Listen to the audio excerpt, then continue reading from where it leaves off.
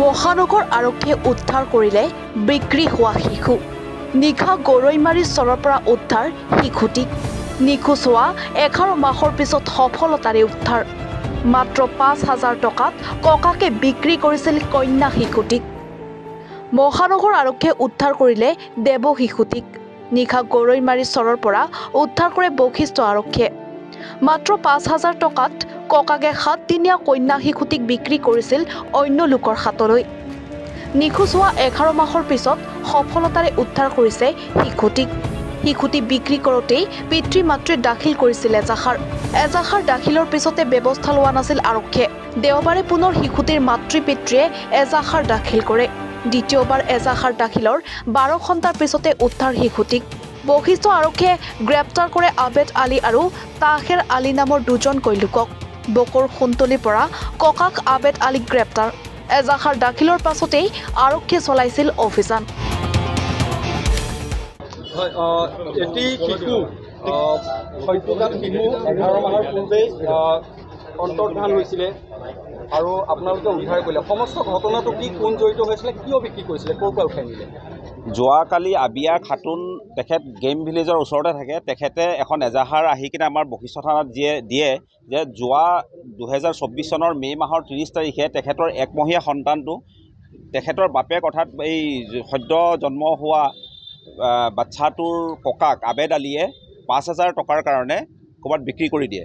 সেইটো লগে লগে ততাতৈয়াকৈ আমাৰ OC বশিষ্ঠই এটা টীম গঠন কৰি তদন্ত আৰম্ভ কৰে আৰু যোৱাকালি ছোৱালীজনী কামৰূপ ৰুৰেলৰ এখন গাঁও সোণতলীৰ আণ্ডাৰৰ এখন গাঁৱৰ পৰা উদ্ধাৰ কৰে আৰু লগতে দুজন মানুহ এৰেষ্ট কৰা হয়। কেতিয়া বিক্ৰী কৰিছিলে? GMCHৰ পৰা বিক্ৰী কৰিছিলে নে গেম ভিলেজৰ পৰা?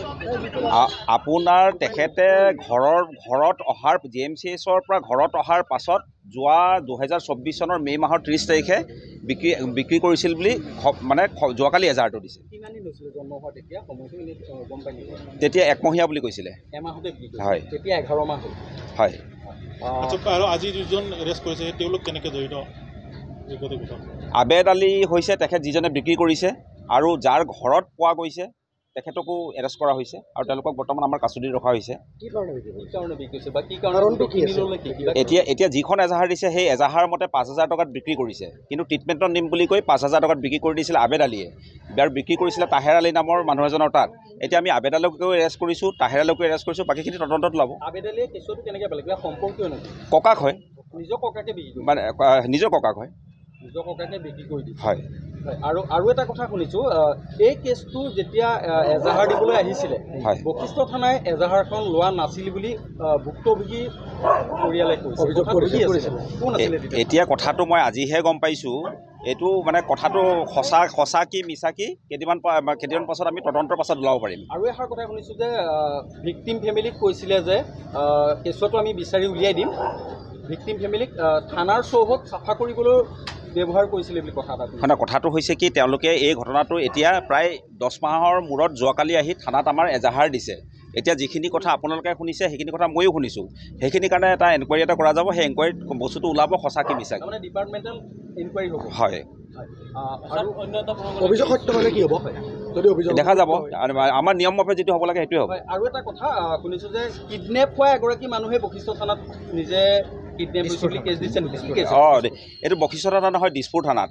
একচুৱেলি হৈছে কি, যিজন মানুহে কিডনেপ হৈছে তেখেতে নিজে সেই এজাহাৰ দিছে যে তেখেতৰ কিডনেপিং হৈছে। এতিয়া কিডনেপিং হোৱা মানুহজনে নিজে এজাহাৰ কেনেকৈ দিয়ে? এতিয়া কথাটো তেখেতৰ নাম হৈছে নয়নজ্যোতি বৰ্মন। তেখেতে যোৱাকালি দিছপুৰ থানাত গৈ এজাহাৰ দিয়ে যে তেখেতক কোনোবাই কিডনেপ কৰি লৈ পইচা লৈ গৈছে। এতিয়া ঘটনাটো আমি তদন্ত কৰিলোঁ। তদন্তত এইটোৱে পালোঁ যে তেখেত যমুনা কৰ নামৰ এজন ড্ৰাগছৰ কেছত এগৰাকী মহিলা ফৰাৰ হৈছিলে জেললৈ। আৰু তেখেতে যেতিয়া বেলৰ কাৰণে এপ্লাই কৰিছিলে তেতিয়া বেলৰ কাৰণে 6,000 টকা নয়নজ্যোতি কুমাৰক দিছিলে আৰু কৈছিল যে বেল কৰাই দিব লাগে। বেলটো নয়নজ্যোতি কুমাৰে কৰাব নোৱাৰিলে। তাৰপাছত তেখেতে যমুনা কৰে বেলেগ এজন মানুহ ধৰি পাছত বেল কৰালে। তেখেতে ওলাই আহি নয়নজ্যোতি কুমাৰক ক'লে যে 6,000 টকাটো ঘূৰাই দে। সি ঘূৰাই দিয়া নাছিল। যোৱাকালি যমুনা কৰে নয়নজ্যোতি কুমাৰক পাই ৰাস্তাতে পাই তেখেতৰ পৰা ৩,০০০ টকাটো জোৰজবস্তি লৈ ল'লে আৰু সেই জোৰজবস্তি লৈ লোৱাৰ পাছতে তেখেতে নয়নজ্যোতি কুমাৰে তেখেতে সেইখিনি দিছপুৰ থানাত নিজে কিডনেপ হোৱা বুলি এজাহাৰ দিছে আচলতে তেখেতে কোনো কিডনেপেই হোৱা নাই গোটেই আৰু কি বিপথে পৰিচালিত কৰা হ'ল একচুৱেলি সেইটোৰো এটা ব্যৱস্থা আছে আপোনাৰ মানে মিছা এজাহাৰ দিলে তাৰ ব্যৱস্থা আছে সেইটো আমি কৰিম এই কেছটোৰ কথা আকৌ কৰিছোঁ আবেদলি যে ৫,০০০ টকা বিক্ৰী কৰিছে আগতে লুকা কৰিছেনে নে অকল পইচা লৈ এইটো প্ৰথম কৰিছে কি কৈছে তেখেতৰ এইটো কেছতে প্ৰথম কৰিছে বুলি আমি গম পাইছোঁ বাকীখিনি তদন্তত ওলাব হয় আৰু যিটো পৰিয়ালে কেছটো এডপ্ট কৰিলে তুলি তালি ডাঙৰ দীঘল কৰিবৰ কাৰণে কৈছে নেকি কেনেকুৱা ধৰণৰ কথা নে তেওঁলোকক কিবা এতিয়া আমি মাত্ৰ তেওঁলোকক এৰেষ্ট কৰি লৈ আহিছোঁ বাকীখিনি আমি সোধপোছ কৰিম গোটেইখিনি কথাই ওলাই পৰিম আচ্ছা অন্য এটা প্ৰসংগত আহিছে জিলা পৰিবহণ বিভাগে গ্ৰেপ্তাৰ কৰাইছিলে পুনৰ আজি গ্ৰেপ্তাৰ কৰা হৈছে কেতিয়াৰ পৰা নিখোজ হৈছিল আৰামত ক'বলৈ দিয়া নিখোজ হৈছিল ফাৰ্ষ্টৰ পৰা কওঁ কেমেৰাত চাই ক'ব এইফালে আচ্ছা নাৰ্ভাছ কৰিবা এনেকুৱা কৰিলে আপোনাক কেতিয়া কথাটো কওকচোন ফাৰ্ষ্টৰ পৰা কওঁ কেতিয়া জন্ম পাইছিলে আপোনাৰ বাচ্চাটো মোৰ বাচ্চাটো জন্ম পাইছিল ভাঙা ঘৰত মোটামুটি মই তাতে 1 মাহ ওপৰত আছিলোঁ 1 মাহ থকাৰ পিছত মই তাতে টকা পইচাৰ অনাহাৰত তাৰমানে নাই পইচা পাতি নাই বহুত কষ্ট কাৰণে মই পোৱালিটোক চাইন মাৰি লৈ আহিলোঁ তাৰ পৰা ৰিলিজ নিদিছিল মই জবৰদস্তি GMCৰ পৰা মই চাইন মাৰি লৈ আহিলোঁ আনাৰ পিছত 1 সপ্তাহ পিছত মোৰ সৰুৰ পৰা আহিল মই ফিৰে সেইদিনা গৈছোঁ এই খানাপাৰা কামত আহি সেনেকৈ তাৰমানে 10টা বজাত আহিছে চনতলীৰ পৰা আহি তাৰমানে মোৰ তিৰিটোক সেনেকৈ লৈ গ'ল মোক নকোৱাকৈ লৈ গ'ল যে এইটো নকল যে ছোৱালীটো লৈ যাওঁ ইয়াকো লৈ যাওঁ এই কথাটো মোক নকলা এই মোৰ পোৱালিটোক আৰু মাইকীটোক লৈ গ'লা তা মই কামৰ পৰা সন্ধিয়াত আহিছোঁ অহাৰ পিছত আকৌ সুধিলোঁ ঘৰ মালিকিনীক মোৰ পোৱালিটো কৈ আৰু সি কৈ নাই তাৰ বাপেকে আহিছে আহি লৈ গ'ল তাৰপিছত মই ফোন চোন মাৰিলোঁ তা মোক ক'ল যে মই লৈ আহিছোঁ তোৰ লগ ধৰিব নললোঁ তা ঠিকে আছে অলপ বেমাৰ আছে ময়ো অলপ চিকিৎসা কৰিম দিয়ক তাৰপিছত এই কথা ক'ল কোৱাৰ পিছত 1 সপ্তাহমান যাৱাই নাই 4-5 দিন পিছত মোৰ তিৰি একদিন ক'ল যে বাচ্চাটো কিবা খাবলৈ কিবা পইচা পঠাই দি মোৰো নাই বাচ্চাটোক খোৱাব লাগে তা খানি পইচা পঠাই দি মই ফিৰি কি কৰিলোঁ 1,000 টকা বেলেগৰ পৰা লৈ মোৰ ঘৰ মালিকৰ ডাঙৰ মোবাইলটো মোৰ মোবাইল নাই সেই ডাঙৰ মোবাইল দি বেলেগৰ মোবাইলত পঠাই দিলা 1,000 টকা দিয়াৰ পিছত 4-5 দিনমান পিছত আকৌ একদিন হঠাৎকৈ শুনা পালোঁ কি তোৰ পোৱালিটো বেলেগক দি দিছে বিক্ৰী কৰি দিছে 5,000 টকা কোনে বিক্ৰী কৰিছে মোৰ সৰুৰ পৰাই বিক্ৰী কৰি দিল তাৰপিছত মই গ'লোঁ কথাটো শুনি কাপোৰ একযোৰ লৈ গ'লোঁ যোৱাৰ পিছত মোৰ মাইকীক সুধিলোঁ যে পোৱালিটো কয় আছে দিব তা ক'ত আছে কয় অলপ দূৰত আছে এতিয়া নাযাওঁ ৰাতিকৈ আহিলে হ'ব দে কালি যাম তা মই আৰু ভাবিলোঁ যে সঁচা তা গ'লোঁ ৰাতি পোহৰ হ'ল হোৱাৰ পিছতো মোৰ সৰুৰ হাল্লা চিল্লা লগাই দিল কিহৰ পোৱালি লাগে অমুক তমুক বহুত ধৰণৰ কথা কৈছে তাৰপিছত কোৱাতে এতিয়া মোৰ মাইকীক কৈ আছোঁ ঐ তুই কি কৰিবি মোৰ লগত যাবি না ইয়াতে থাকবি কচোন কয় না মই তোৰ লগত যাম ইয়াত থাকিলে মোক মাৰিও পেলাব পাৰে কোনো গেৰাণ্টি নাই তা মোক লৈ ব'ল যেনে তেনে মোক বহুত শাস্তি দি আছে সিহঁতে তাৰপিছত আপুনি থানাত আহিলে তাৰপিছত মই সেনেকা ইয়াক লৈ আহিলোঁ থানাত আহিলোঁ থানাত অহাৰ পিছত এই এজাহাৰ লেখা তাৰমানে মইতো মূৰ্খ মানুহ নাজানো তাৰপিছত ইয়াতে আহিলোঁ অহাৰ পিছত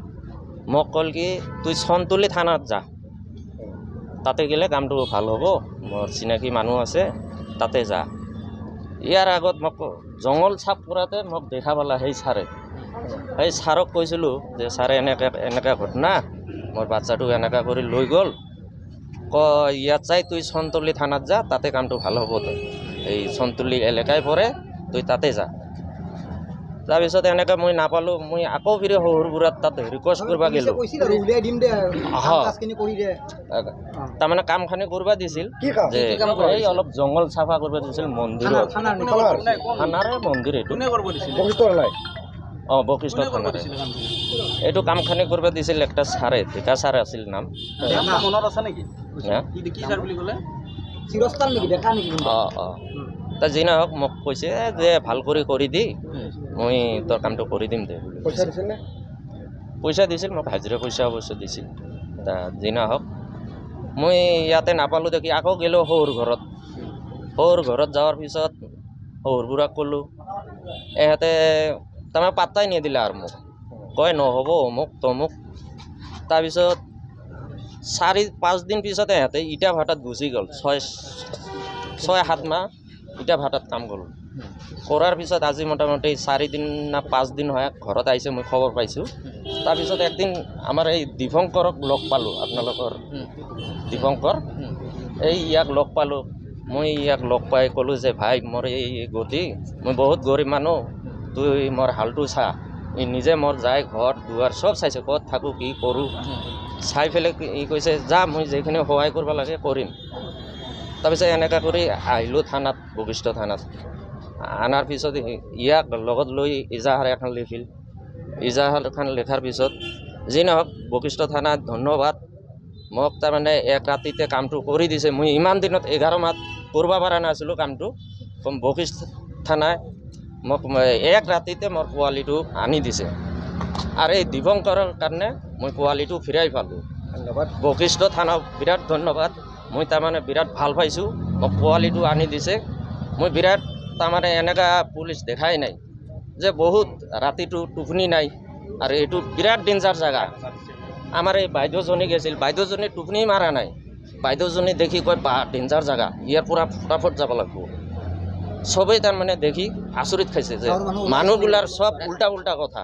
ৰাতি সিহঁত দুজনক লৈ আহোঁতে গাঁৱৰ মানুহ ওলাই আহিছিল নেকি গাঁৱৰ মানুহ পূৰা জড়ো হৈ গৈছিল পূৰাই কাজিয়া লাগি গৈছিল মোৰ লগত তাৰপিছত বাইদেউ ক'ল পাতি তাৰপিছত মই আৰু একো কাজিয়া নকৰিলোঁ তাৰে ফিৰি মাইকী মানুহবিলাক বহুত কাজিয়া কৰি আছিল গম অমুক তমুক কিবা কিবি কৈ আছিল আৰু আপুনি এইটো তাতে যদি আপোনাক ঘাঁহ চাফা কৰিবলৈ ইয়াত কিয় দিছিলে মানে পোৱালিটো ওলাই দিম বুলি কয় নেকি কি বুলি কৈছিলে কেঁচুৱাটো উলিয়াই দিম বুলি ঘাঁহ চাফা কৰিব দিছিলে মোক ঘাঁহ চাফা কৰিব দিছিল তাৰমানে মই আৰু ভাবিলোঁ ফাৰ্ষ্টত লগাইছে আমাৰ ডেকা তাত ডেকা যদি লগাৰ পিছত এই চিটি ছাৰে গৈছিল এই ভালেই হৈছে দে তা কৰ তোৰ কামখিনি কৰি দিম দে বুলি কৈছিল মানে পোৱালিটো ওলাই দিম তাৰপিছত এখেতে কৈছিল তুই চনতুলি ব্যুৰো ৰিপৰ্ট এনি ভাৰত 24